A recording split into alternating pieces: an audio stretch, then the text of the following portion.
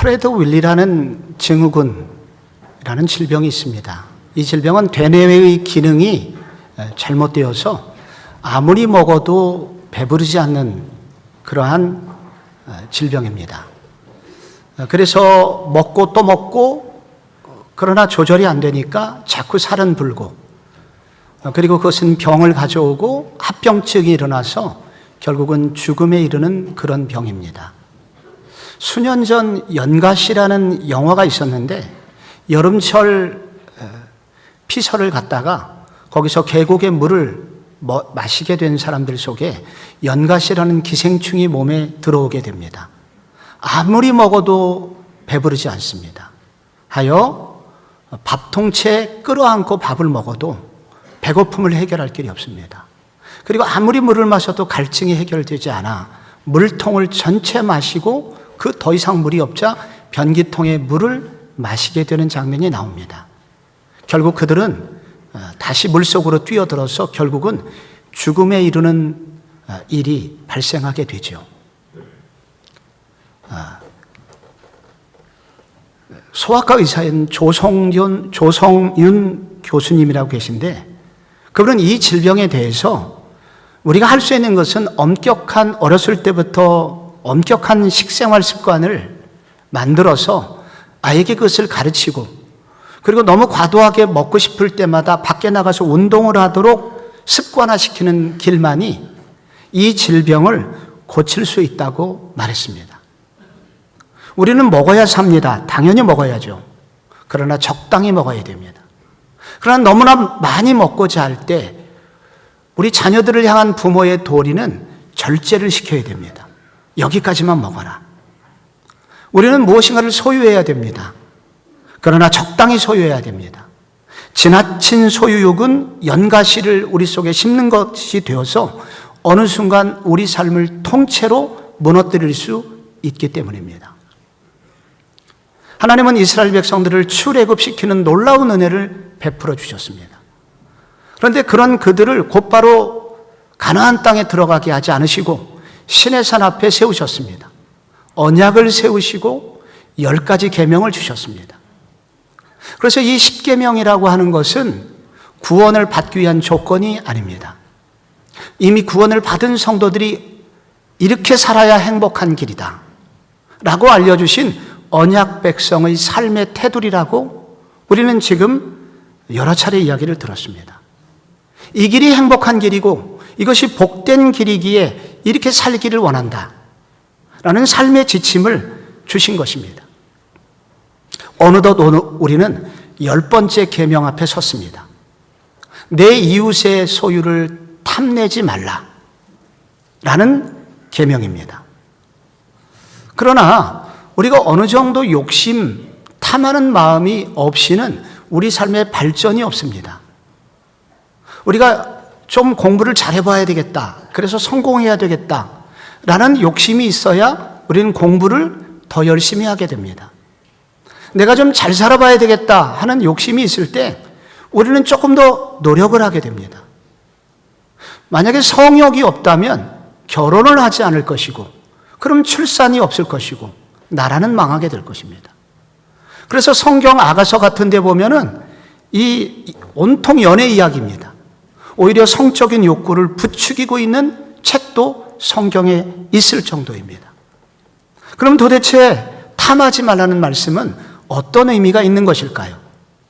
그래서 우리는 다시 한번 이 탐심이라는 단어, 이 탐하지 말라는 이 10계명 출애굽기 20장으로 다시 가야 됩니다. 20장 17절에 내 이웃의 집을 탐내지 말라, 내 이웃의 아내나 그의 남종이나 여종이나 소나 낙이나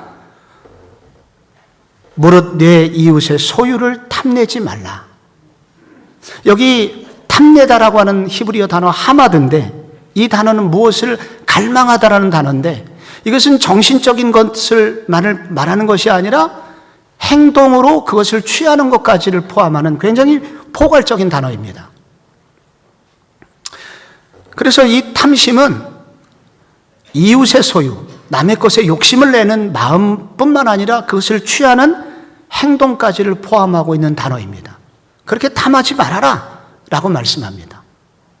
그러나 우리는 지난 이미 8계명에서 도둑질하지 말라, 그 계명 속에 이미 다른 집 소유를 탐내지 말라는 말씀을 이미 들었습니다.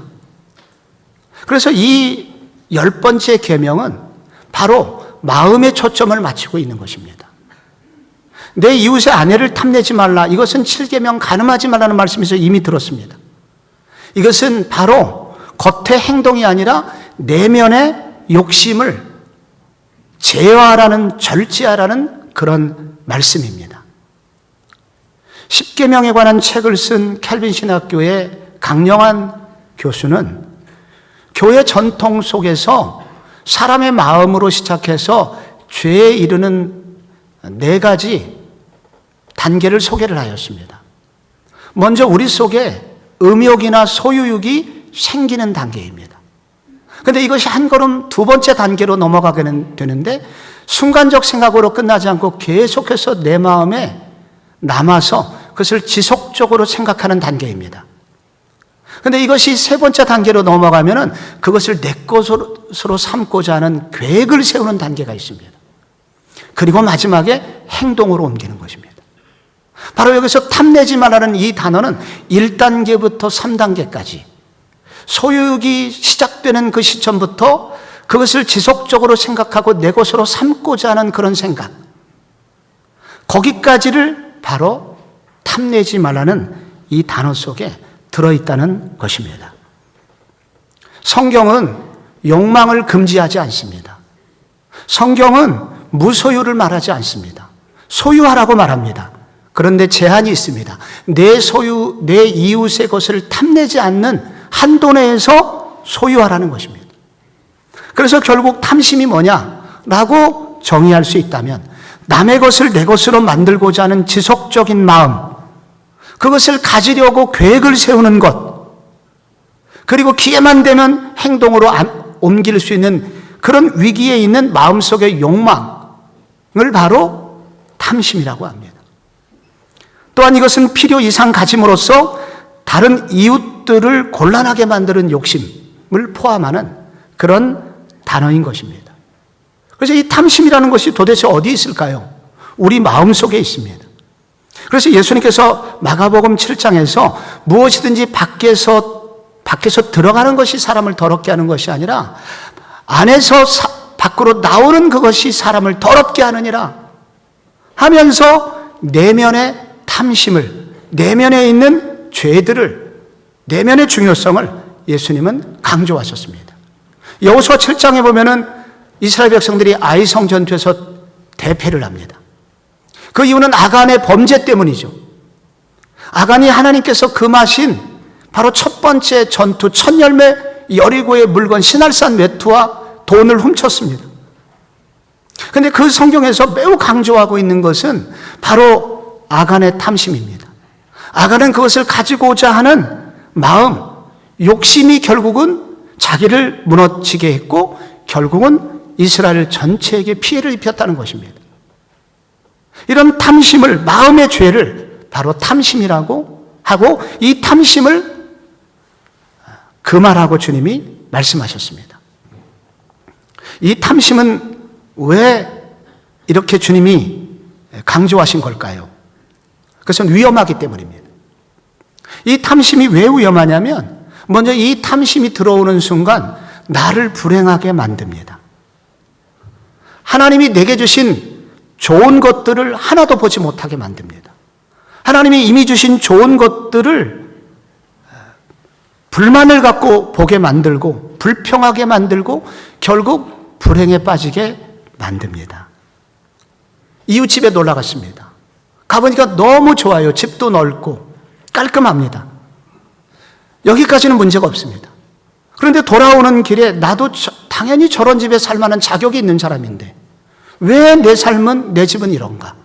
그 비교로부터 탐심이 들어옵니다. 그래서 그 다음부터 평소에 잘 살고 있었던 내 집이 좁아 보이게 됩니다. 더럽게 보이기 시작합니다. 그리고 자기가 살고 있는 동네가 이상하게 보입니다. 쓰레기 하치장처럼 보입니다. 하면서 지금까지 주셨던 모든 은혜가 나쁘게 보이기 시작합니다.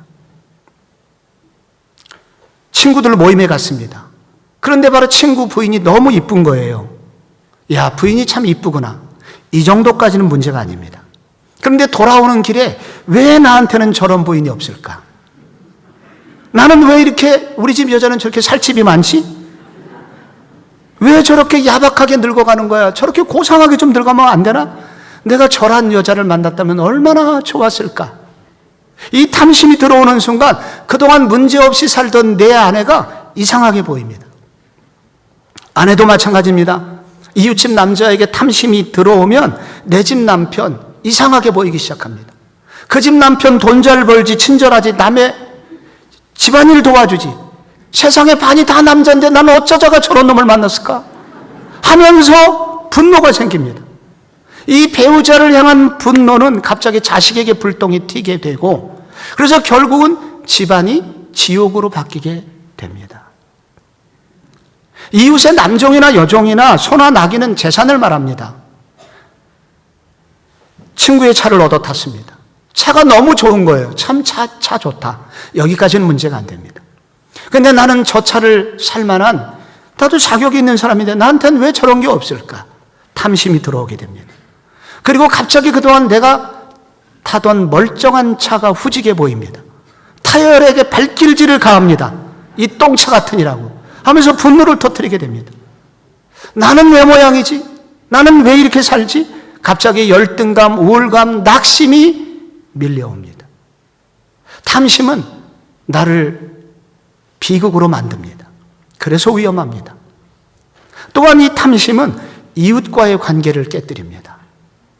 우리 옛 이야기 중에 가난했지만 우애가 좋은 형제 이야기를 우리는 알고 있습니다. 나무하러 산에 갔습니다. 그런데 금덩이를 발견한 거예요.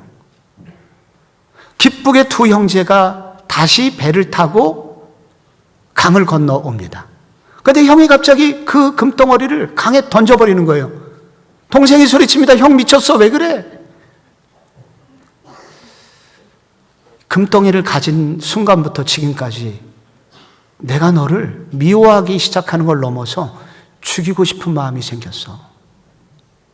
이게 없던 시절이 더 좋을 것 같아. 동생이 받아들였습니다. 탐심은 이웃과의 관계를 무너뜨립니다. 이것이 사무엘상 11장에 나오는 다윗의 죄입니다. 밧세바를 향하여 탐심이 생겼을 때 결국은 간음을 넘어서 우리아를 전쟁터에 가서 죽게 하면서 그는 살인죄를 저지르게 됩니다. 그는 순간 6계명, 7계명을 한꺼번에 저지르게 됐는데 그것이 어디로부터 나왔느냐? 탐심으로부터, 내면의 죄로부터 나왔다는 것입니다. 이웃과의 관계를 깨뜨리게 됩니다. 이게 위험한 또 하나의 이유는 하나님을 떠나게 만듭니다. 결국 하나님을 떠나요. 탐심의 사람은. 골로새서 3장 5절에 보면 그러므로 땅에 있는 지체를 죽이라. 곧 음란과 부정과 사욕과 악한 정욕과 탐심이니 탐심은 우상숭배니라. 여러분, 우상이 무엇입니까? 가짜 하나님, 짝퉁 하나님을 우상이라고 합니다. 나에게 마치 저것만 있으면 행복을 줄 것 같은 가짜 하나님. 저 사람만 내 것이 된다면 진짜 나는 행복하게 될 거야 하면서 하나님이 허락하지 않은 정상적인 범위를 넘어서 사람을, 물건을 탐할 때 그 순간 그것이 하나님이 된다는 것입니다. 그래서 그게 우상이 되는 거예요.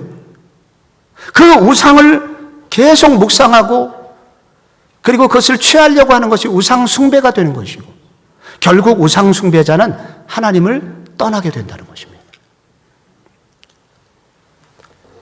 미국과 유럽의 현역 작가 125명에게 역대 최고의 소설이 무엇이었냐라고 물었을 때 1위로 뽑힌 소설이 톨스토이의 안나 까레리라는 작품입니다. 그래서 그 이후에 이 책은 더 많은 관심을 끌었죠. 안나는 1800년대 후반 러시아에서 있었던 그런 배경으로 한 소설인데 안나는 고관대적의 부인입니다. 20살 연상인 남편은 너무 친절하고 그리고 많은 사람의 존경을 받는 사람이었습니다. 결혼하였고 자녀가 있었습니다. 그래서 그 가정은 너무 행복했습니다. 그런데 어느 날 이 안나가 브론스키라고 하는 젊은 장교와 백작과 사랑에 빠지게 됩니다. 그래서 그는 그 사랑에 빠진 이후에 갑자기 그의 남편이 볼품없어 보이기 시작합니다. 그리고 자녀들에게 무관심하게 됩니다. 그리고 사교계에서는 방탕한 여인으로 손가락질을 받게 됩니다. 그러나 괴념치 않고 그는 계속해서 브론스키와 사랑질을 하게 됩니다. 그런데 어느 날부터 브론스키의 마음이 바뀌기 시작합니다. 그리고 무례하게 행동합니다. 그리고 여자에게만 희생을 강조합니다. 점점 마음이 멀어지는 것을 돌이키기 위해서 노력을 하지만 방법이 없다는 걸 깨닫자 결국 그 남자를 처음 만났던 기차역에서 그는 몸을 던져 죽게 됩니다. 그런데 그가 죽었을 때 이 남자는, 브론스키는 마침 벌어진 터키와의 전쟁 때문에 의용군을 이끌고 전쟁터로 떠나게 됩니다. 사랑했다는 여자를 제대로 장례도 치르지 못한 채 그는 떠나버리게 됩니다. 한 사람이 죽었는데 한 사람의 슬픔을 외면한 채 부대를 이끌고 전선으로 나가는 사랑의 허무함이 여기 기록이 되어 있습니다. 이게 우상입니다. 저것만 있으면, 저 사람만 있으면 내 인생에 행복할 것 같았는데 결국 행복은 허상이었습니다. 이게 우상이라고 하는 것입니다. 우리에게 정말 행복을 줄 수 없는 것이, 정말 행복을 줄 수 없음에도 불구하고 저것만 있으면, 저 물건만 있으면, 저 사람만 있으면 행복할 것 같다고 착각하게 만드는 이 우상 숭배에 빠지도록 만드는 게 뭐냐? 탐심이라는 것입니다. 그래서 무서운 것입니다. 그렇다면 우리는 이 무서운 탐심을 어떻게 극복하고 온전히 십계명을 지키며 하나님께서 우리에게 원하시는 정말 행복한 삶, 복된 삶을 살아갈 수 있을까요? 성경은 그렇게 되려면 먼저 자족을 배우라 라고 도전을 합니다. 자족에 대해서는 여러 차례 말씀을 나눈 적이 있습니다. 그러나 오늘의 강조점은 자족을 배우라는 것입니다. 바울은 빌립보서 4장에서 자기도 자족을 배웠다고 고백을 합니다. 내가 궁핍함으로 말하는 것이 아니니라 어떠한 형편에든지 나는 자족하기를 배웠노니, 그리고 그 뒷부분에도 나는 일체의 비결을 배웠노라, 배웠다고 말합니다. 자족이라는 이 단어는 충분하다라는 뜻입니다. 지금 이것만으로도 충분해요. 충분함이라는 것이 바로 이 자족이라는 단어입니다. 그런데 지금 이 순간 이것만으로 충분해요 라는 이렇게 느끼기까지는 그에게는 배움의 과정이 있었다는 것입니다.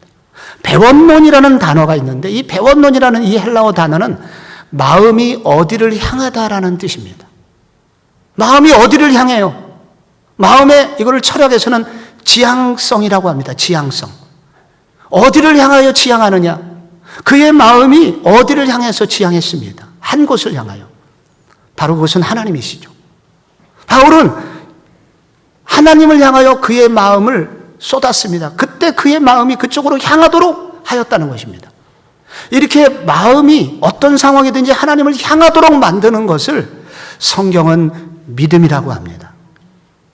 그때 그 결과 나는 비천에 처할 줄도 알고 풍부에 처할 줄도 알아. 모든 일, 곧 배고픔과 배부름과 풍부와 궁핍에도 처할 줄 아는 일체의 비결을 배웠다고 합니다. 여러분, 비천에 처할 줄 안다는 것은 알게 됐다는 것입니다. 무슨 뜻일까요? 보통 가난하게 되면은 사람이 낙심하게 됩니다. 염려하게 됩니다. 비굴하게 됩니다. 근데 이 바울은 당당했습니다. 왜 당당했을까요? 이 일체의 비결 배웠기 때문입니다. 자족의 비결을 배웠기 때문입니다. 풍부에 처할 줄도 알게 됐다는 것은 돈이 많아지게 되면 사람이 보통 교만해지거나 방심해지거나 타락하게 됩니다.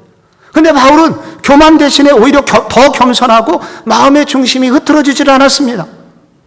자족의 비결을 배웠기 때문이라는 거예요. 그래서 자족이란 뭐냐?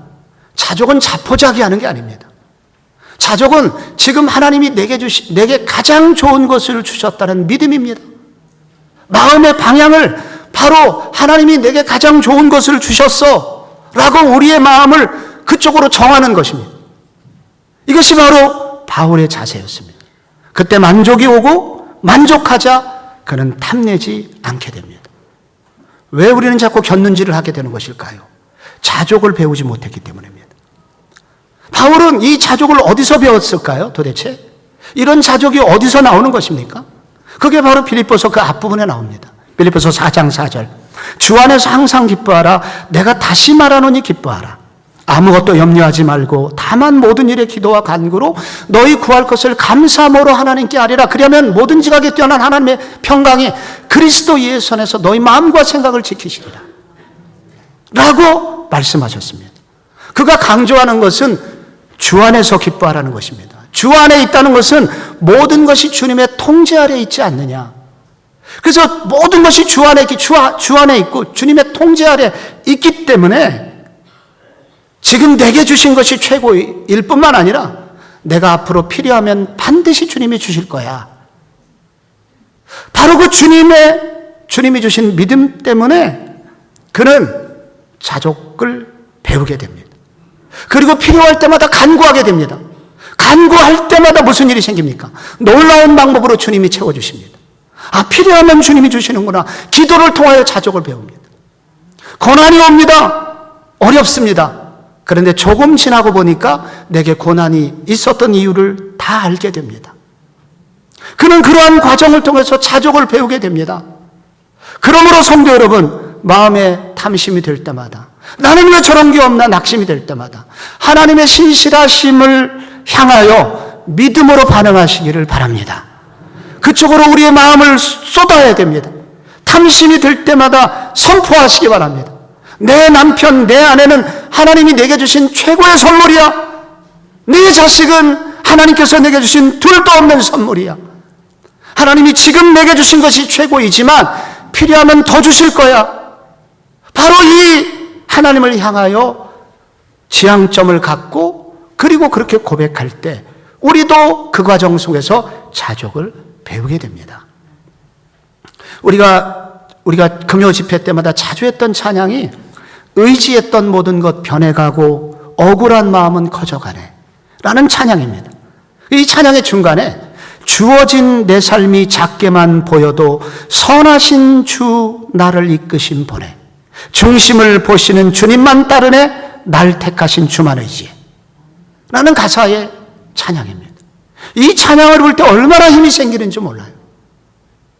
내 중심을 보시는 하나님, 그리고 내 삶이 지금 어렵지만은 선하신 주님이 지금도 나를 이끌고 계시다는 이 믿음의 고백, 이 고백을 할 때마다 하나님께서는 그렇게 찬양하는 분들에게 힘을 주심을 느낍니다. 이 고백이 우리 오늘 2부 예배를 드리시는 성도 여러분의 고백도 되셨으면 좋겠습니다. 여러분, 우리가 이 탐심을 극복하고 하나님이 주시는 이 행복의 길을 가기 위해서는 둘째로 압도적인 아름다움을 맛보라 라고 도전을 합니다. 예전에 청년 사역을 할 때 떡볶이가 나오면 열광하던 시절이었습니다. 모든 청년들이 열광을 합니다. 그러나 어느 날 어떤 자매가 떡볶이가 나왔는데 매우 고상하게 앉아있는 것을 보았습니다. 무슨 일이 있었냐? 그 자매가 강남 유치원에 취업을 했는데 그날 원장님께서 7만 원짜리 뷔페를 사줬대요. 회식을 하고 온 것입니다. 떡볶이가 눈에 들어오지 않는다 하면서 매우 고상하게 유유자적하는 모습을 보았습니다. 부러웠습니다. 우리의 욕망을 멈추게 하는 것은 금지 명령, 하지 말아야 된다, 하지 않아야 되겠다고 결심으로 되지 않습니다. 더 아름다운 것을 맛보면 됩니다. 더 고상한 것을 맛보면 됩니다. 진짜를 맛보면 가짜가 시시해지기 때문입니다. 주님께서 우리에게 어떤 것을 맛보라고 하십니까? 우리에게 주신 압도적인 세상이 알 수 없는 맛이 있습니다. 천상의 맛이 있습니다. 그것이 무엇일까요? 예배를 통하여 우리 가운데 다가오는 은혜라는 맛입니다. 예배를 통해서 주님이 우리에게 주시는 성도들에게만 주시는 은혜의 맛입니다. 이것이 대표적으로 시편 103편에 기록이 되어 있습니다. 이스라엘 백성들이 이 시편을 읽으면서 자주 예배를 드렸습니다. 이 시편 103편에 그래서 1절에 여호와를 송축하라라는 그런 찬양이 나옵니다. 우리 함께 주님을 찬양합시다 하는 구절이 1절, 2절 반복되다가 그 이유가 3절에 나옵니다. 그가 내 모든 죄악을 사하시며 내 모든 병을 고치시며 내 생명을 파멸해서 속량하시고 인자와 긍휼로 관을 씌우시며 좋은 것으로 내 소원을 만족하게 하사 독수리같이 새롭게 하시는도다. 여러분, 여기서 예배를 드릴 때 이스라엘 백성들에게 하나님이 주신 은혜가 있었습니다. 그것은 바로 죄악을 용서해 주시는 죄사함의 은혜였습니다. 선포되는 말씀을 통해서 어린 양을 잡을 때 그때 주시는 은혜로서 내 죄를 정말로 사해 주시는 그런 영적인 은혜를 그들은 매번 받게 됩니다. 그리고 영적인 문제가 해결되자 질병을 고쳐주시는 하나님의 은혜를 체험하게 됩니다. 그래서 예배를 드릴 때 죄사함의 은혜와 더불어서 우리의 병을 고쳐주시는 역사들이 예배 시간에 나타나게 됩니다. 겉으로 드러나는 병도 있지만 우리 내면의 깊은 질병들, 깊은 우울의 질병들, 낙심의 질병들이 치료가 되게 됩니다. 그리고 내 생명을 파멸해서 구속해 주십니다. 여기에 생명이란 위기에 빠져 있는 생명을 말합니다. 어떤 상황이 되면 우리의 생명이 불안할 때가 있습니다. 그리고 내 자리가 위태로울 때가 있습니다. 근데 예배를 통해서 하나님이 확신을 주십니다. 내가 네 자리, 네 위치, 네 생명 지켜준다는 약속입니다. 예배를 통해서 확신이 생깁니다. 그리고 마지막으로 우리의 소원을 독수리처럼 새롭게 하신다는 것입니다. 우리가 정말로 갈망하는 것, 우리가 바라는 것, 우리가 정말로 소원하는 내면의 갈증을 주님이 채워주심으로써 우리의 삶을 독수리처럼 창공을 나누듯이 확신 있게, 기쁘게, 그리고 당당하게 살 수 있는 힘을 예배를 통해서 하나님이 은혜를 맛보게 하심으로 자기 백성들을 그렇게 이끌어 가셨다는 것입니다. 바로 이 예배는 세상이 줄 수 없는 하나님의 은혜를 우리에게 맛보게 합니다. 그러므로 우리는 이 은혜를 사모해야 됩니다. 우리가 함께 나와서 예배를 드릴 때마다 일으켜 주시는 은혜를 여러분 맛보기를 소원하시고 매 예배 때마다 이것을 맛보시기를 바랍니다. 하나님은 이렇게 주시려고 준비하고 계십니다. 이 은혜는 구하는 자에게 주시는 하나님의 약속의 은혜입니다. 이 은혜를 맛보시기를 바랍니다. 이렇게 은혜를 맛볼 때, 예배를 통해서 주시는 은혜를 맛볼 때 우리는 세상의 탐심을 이길 수 있는 힘을 얻게 된다고 합니다. 또 하나 맛이 있다면 말씀의 맛입니다. 예배 끝나고 난 이후에 주께서 주일날 주셨던 은혜를 매일매일 묵상할 때, 혹은 새롭게 주시는 날마다의 말씀을 묵상할 때 말씀의 맛을 통해서 성도는 새로워집니다. 이것이 시편 119편에 나옵니다. 내가 주의 법을 어찌 그리 사랑하는지요, 내가 그것을 종일 작은 소리로 읊조리나이다. 여기 읊조린다고 하는 것은 소가 여물을 다시 먹었던 여물을 되새김질한다는 단어입니다. 그때 주의 말씀의 맛이 내게 어찌 그리 단지요, 내 입에 꿀보다 더 다니이다. 말씀을 주일만 먹는 것이 아니라 이것을 다시 꺼내서 다시 씹을 때, 그 말씀을 묵상하고 다시 생각할 때 하나님이 놀라운 은혜를 주신다는 것입니다. 지난주에 한 권사님하고 통화를 했습니다. 이런 고백을 하세요. 지나간 3년 동안 코로나19에 어쩔 수 없이 교회를 못 오게 됐는데, 그러나 예배를 빠진 적은 없으시답니다. 성실하신 분이거든요. 그런데도 불구하고 내 내면의 갈증을 해결할 길이 없었다. 근데 지난 몇 주 전부터 순장님께서 공동체 성경 읽기 15분짜리를 보내주잖아요. 놀랍게 그것이 날마다 그것을 읽고 듣는 과정을 통해서 지나간 3년 동안 내 영혼의 갈증이 해소되었다. 내 속에 다시 기쁨이 회복되었다라고 고백을 해주셨습니다. 세상이 줄 수 없는 것, 바로 은혜의 맛, 예배를 통한 은혜의 맛이며 말씀의 맛입니다. 이 맛이 우리 가운데 이 맛보기를 체험한 이후에 우리는 이런 탐심을 이길 수 있는 힘도 얻게 된다는 것입니다. 마지막으로 우리에게 나의 이웃을 위한 작은 일을 시작하라. 나의 이웃을 위한 작은 일을 시작하라. 그때 우리가 이 탐심을 벗어날 수 있답니다. 내 이웃이 계속 강조되고 있습니다. 내 이웃의 것을 탐내지 말라.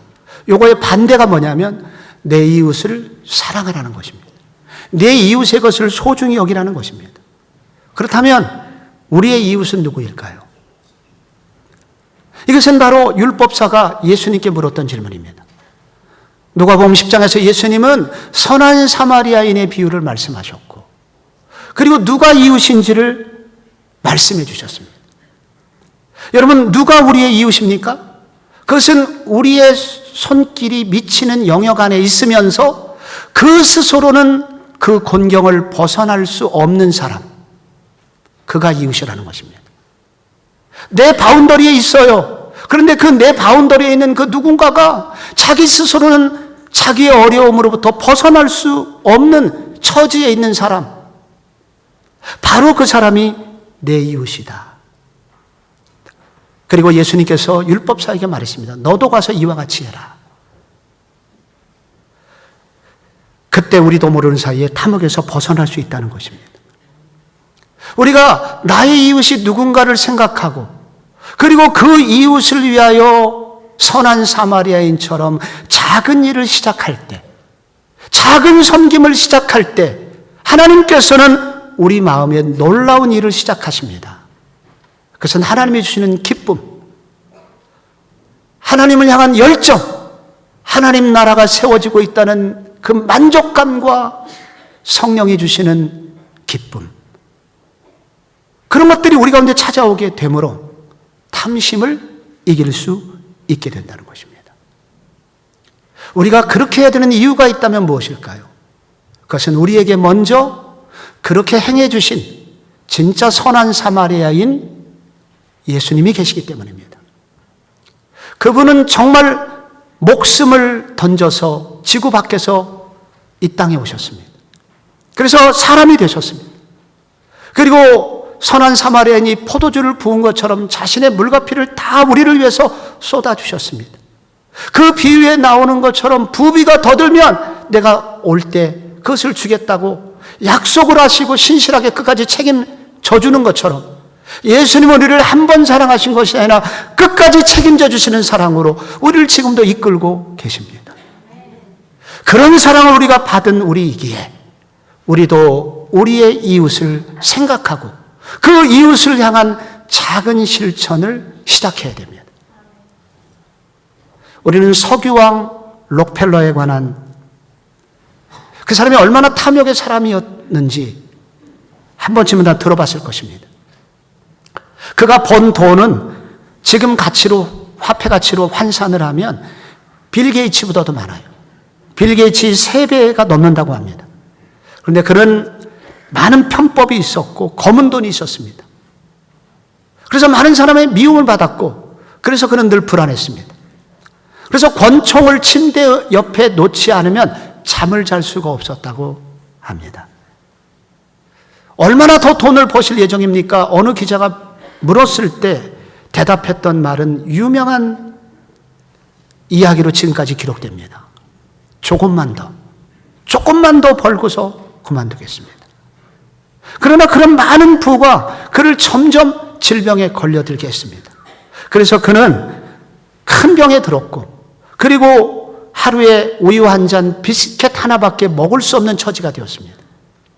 머리가 빠지기 시작했고 불면증이 왔고 소화불량으로 결국은 몰골이 해골처럼 되어 있어서 뉴욕의 많은 언론사들은 이미 록펠러 사망이라는 기사를 다 써놓고 죽을 날을 기다리고 있었습니다. 그런데 바로 그때 죽음 직전에 록펠러는 하나님을 만납니다. 어린 시절 어머니의 그 신앙 교육했던 내용이 다시 떠오르게 되고 그는 회개하기 시작합니다. 성경을 병상에서 읽게 됩니다. 그러다가 누가복음 6장에 주라 그러면 넘치도록 너에게 채워주리라는 말씀에 꽂히게 되고 눈물을 흘리게 됩니다. 그리고 다음 날부터 나누는 방법을 연구하여 록펠러 재단을 설립하게 됩니다. 그 삶을 변화시키자 그에게 건강이 회복이 됩니다. 감사와 기쁨이 없던 삶에 기쁨이 샘솟듯 터지기 시작합니다. 그는 100만 평이 넘는 대학 12개를 세우게 됩니다. 그리고 그가 세운 시카고 대학으로부터 지금까지 노벨상 52명이 배출되었습니다.